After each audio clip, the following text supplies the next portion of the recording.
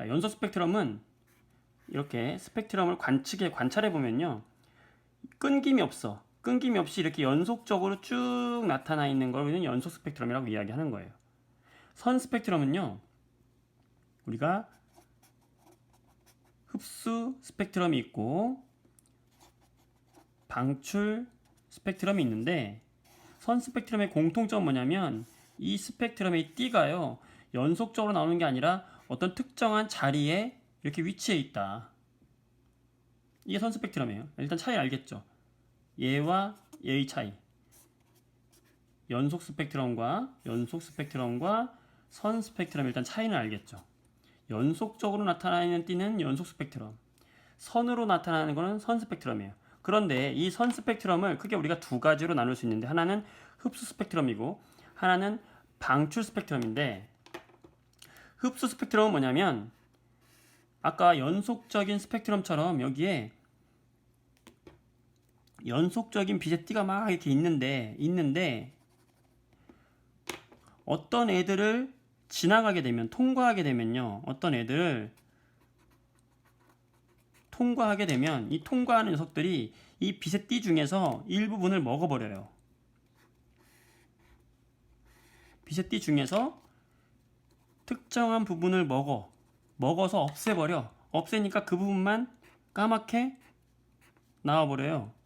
그러니까 이런 식으로 흡수해서 여기를 흡수해 먹은 겁니다. 지금 이 자리를, 이 검은 자리, 이 검은 자리, 이 검은 자리, 이 검은 자리를 흡수해서 먹은 거예요.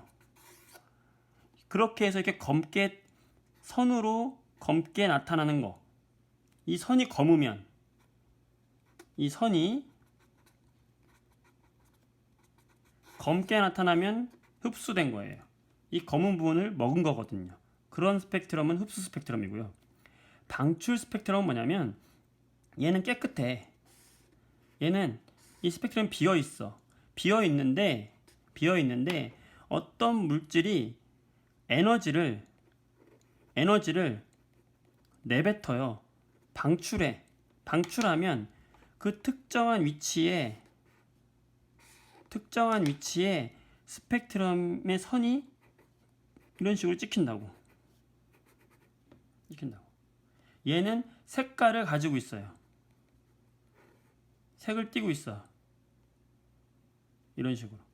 뭐냐면 각각의 에너지에 해당하는 아까 얘기했듯이 띠에서, 스펙트럼에서 이쪽은 에너지가 낮은 쪽이고 오른쪽은 에너지가 높은 쪽이라고 하면은 낮은 에너지, 높은 에너지가 쭉 정해져 있거든요. 이 정해져 있는 에너지들 중에서 특정한 부분에 이렇게 선으로 색깔이 나타나요. 어떤 형태로? 선의 형태로. 그래서 둘 다 선 스펙트럼인데 하나는 흡수된 흡수 스펙트럼, 하나는 방출된 방출 스펙트럼이다. 이런 식으로 이야기하는 겁니다. 그래서 크게는 이렇게 연속 스펙트럼과 선 스펙트럼을 나누게 되고, 선 스펙트럼은 선은 선인데 흡수된 선이냐, 선은 선인데 방출된 선이냐, 이렇게 나오게 되는 거예요. 자, 그러면 이제 우리가 중요한 거, 왜 이런 현상이 나타나는지가 궁금한 거잖아, 우리는. 그죠? 그럼 왜? Why? 도대체 y 연속적이고 도대체 y 선으로 나타나는 것이냐, 이제 요거를 알려면 되잖아요. 연속적인 거는 왜 연속적이냐면요, 태양빛을 한번 생각해봐. 이 태양빛은 투명한 빛으로 오거든요. 눈에 보이지 않아요. 그냥 투명하잖아. 근데 요 안에는 모든 파장의 빛을 다 가지고 있다고.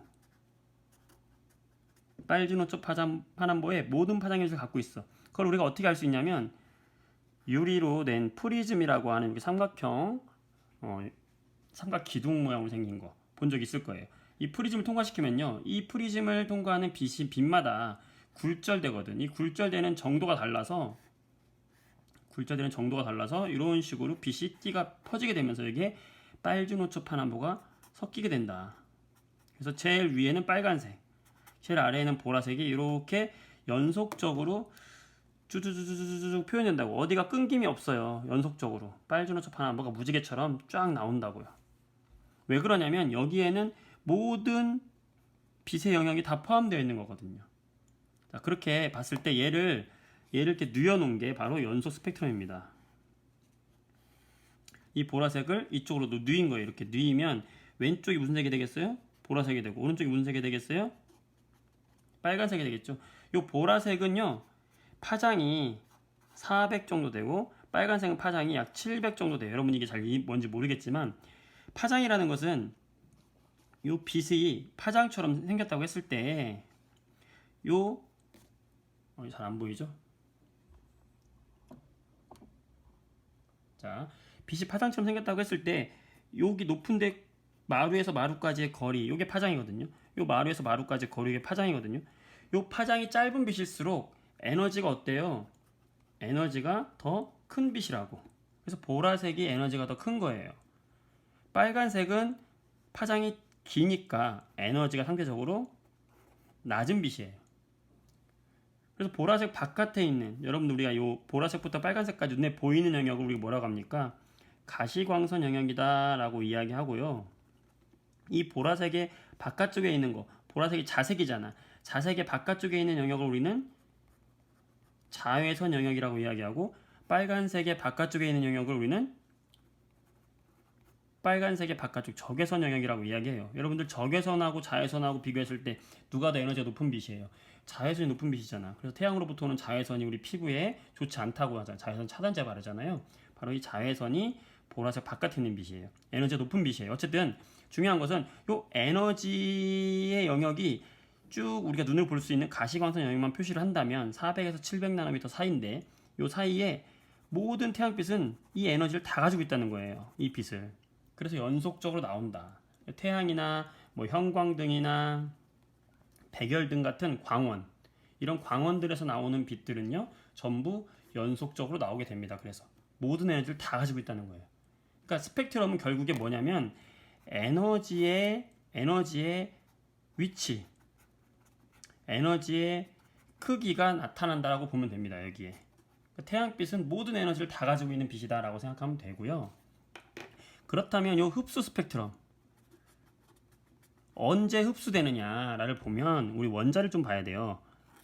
자, 수소 원자를 예를 들면 수소 원자에 핵이 있고 이 핵 주변에 뭐가 있어요? 궤도가 있다고. 우리가 궤도가 있어. 이렇게 궤도가 있어요. 이런 식으로 핵 주위에 궤도가 있는데 궤도에서 전자가 돌고 있는 궤도가요 첫 번째 궤도가 있고 두 번째 궤도가 있고 세 번째 궤도가 있고 네 번째 궤도가 있거든요. 그러니까 이 전자가 여기서 놀 수도 있고 여기서 놀 수도 있고 여기서 놀 수도 있고 이 전자가 놀 수 있는 궤도, 놀 수 있는 이 궤도가 이렇게 정해져 있다고 우리가 과학자들이 밝혀냈어요. 그랬을 때 이 전자가 여기서 놀 수도 있고 여기서 놀 수도 있고 각각 노는 건 자유잖아요. 자유로운데 이 에너지가 에너지 입장에서 보면은 핵과 가까울수록 더 안정적입니다. 전자가.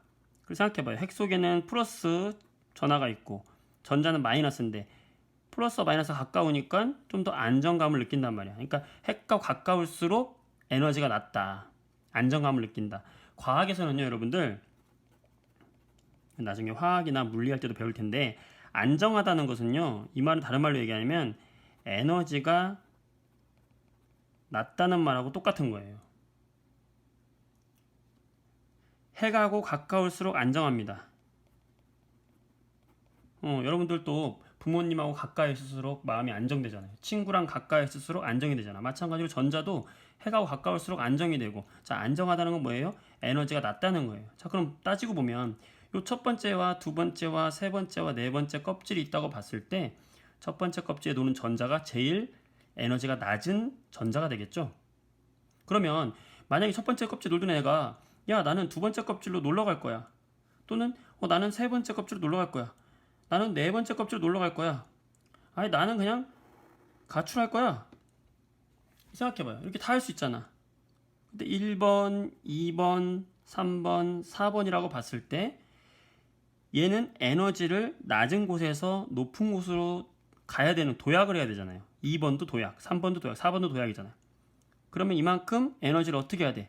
흡수해야 되죠. 즉 에너지가 낮은 곳에서 높은 곳으로 올라갈 때 에너지를 흡수한다. 그 흡수되는 것이 여기에 흡수되면서 자국을 남긴다. 그게 흡수 스펙트럼이에요. 그러면 이 흡수 스펙트럼이 왜 특정한 곳에 원자마다 왜 특정한 곳에 항상 이렇게 자리를 띠게 되느냐?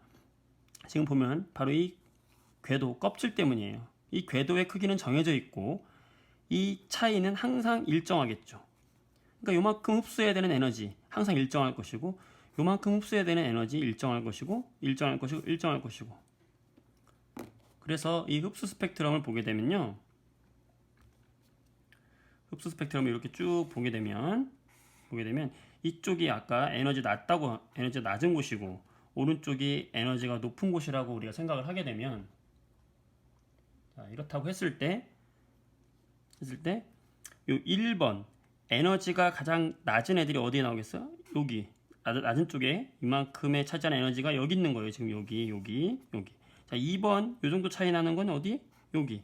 3번 어디? 더 에너지가 높아지는 곳이고 4번 어디? 에너지가 무한대로 엄청 높아지는 거. 그래서 이렇게 수소 같은 경우에 4개의 띠가 나타나게 되는데 그 띠를 낮은 곳에서 높은 곳으로 올라갈 때 흡수하는 에너지의 차이가 이만큼이다. 그게 흡수되어 나타나는 띠. 그게 흡수 스펙트럼이에요. 그리고 방출 스펙트럼은 똑같아. 핵이 있고 좀 아까 얘기했죠. 핵 주변에 껍질이 있어요. 껍질이 이렇게 정해져 있는데 마찬가지로 얘도 여기서 전자가 놀 수도 있고 두 번째에서 놀 수도 있고 세 번째, 네 번째 놀 수 있다고. 근데 얘가 제일 바깥에 가출했던 전자가 다시 나 안정한 첫 번째 껍질로 다시 내려올 거야 하면 내려오면서 어떻게 되겠어? 에너지를 방출하겠죠. 그러겠지? 에너지를 방출하겠지? 마찬가지로 여기 네 번째 껍질에서도 야, 나 첫 번째 껍질 다시 올래. 또는 얘가 나 올래 할 수 있죠. 그러면 가장 에너지 작은 애 누구예요? 1번. 두 번째 2번. 3번 4번 순으로 에너지 차이가 크게 되고 이 큰 에너지를 어떻게 된다? 이 차이만큼 어떻게 한다? 바로 방출한다. 그때 방출하는 빛이 스펙트럼에 찍힌다. 지금은 흡수하는 게 아니고 방출하니까 이 방출하는 에너지 영역에 해당하는 색깔만큼이 방출되어 띠로 나타난다. 그래서 방출 스펙트럼은 색깔로의 띠가 나타난다고 한 겁니다. 그럼 요거를 그림으로 딱 그려보면 똑같이 되겠죠? 수소를 예를 들어 볼게요. 지금 수소입니다. 수소 이게 둘 다 수소 원자를 가지고 얘기한 거예요. 수소 원자 같은 경우에는 전자가 하나니까요. 전자 하나가 핵주위를 돌고 있으니까 이런 걸 쉽게 표현할 수가 있어요. 자, 에너지가 낮은 곳과 에너지가 높은 곳에 스펙트럼에 띠가 있다 했을 때 요 에너지가 낮은 요 차이만큼 1번만큼의 에너지 차이만큼이 방출되면 어디에 찍히겠어? 이 에너지는 작은 에너지니까 여기 찍히고 빨간색으로 표현할게요. 여기 찍히고 자 2번은 에너지가 좀 더 큰 곳이니까 여기 찍히고 3번은 더 큰 곳이니까 여기 찍히고 4번은 엄청 큰 곳이니까 더 여기 찍히고 이런 식으로 찍힌다고. 그래서 얘가 방출되면서 찍힌 스펙트럼 선으로 딱딱딱딱 나온다고. 왜냐면 궤도 껍질이 정해져 있기 때문에 에너지 차이는 항상 정해져 있다. 그 정해진 에너지 차이만큼이 D로 표현된다. 이게 방출 스펙트럼이에요. 근데 특이한 것은 흡수나 방출이나 같은 수소라면 흡수되는 곳이 검은색으로 나타나는 거나 방출되는 곳이 색깔로 나타나는 것이나 색은 다르지만 이 에너지 위치는 똑같다. 왜? 자, 다시 한번 보면 여기서 첫 번째 껍질에서 두 번째 껍질로 튀어오를 때 나갈 때 요 차이 또는 들어올 때 요 방출한 요 차이 이 에너지 차이는 똑같잖아요. 똑같기 때문에 위치는 똑같은 곳에 나타나게 된다. 그래서 수소 같은 경우에 흡수 스펙트럼과 방출 스펙트럼을 보게 되면 정확히 일치하게 된다. 위치는. 자, 이렇게 우리가 이야기할 수 있고 연속 스펙트럼과 선 스펙트럼이 있다. 선 스펙트럼은 흡수 스펙트럼과 방출 스펙트럼이 있는데 흡수 스펙트럼은 에너지를 흡수할 때의 띠고 방출 스펙트럼은 에너지를 방출할 때의 띠다. 이게 가장 큰 차이였습니다. 여러분들이 굉장히 어려워하는 건데 이해가 되려나 모르겠어요. 자, 오늘 내용이 여러분 마음에 들었다면 구독과 좋아요 부탁드립니다. 안녕, 수고했어요.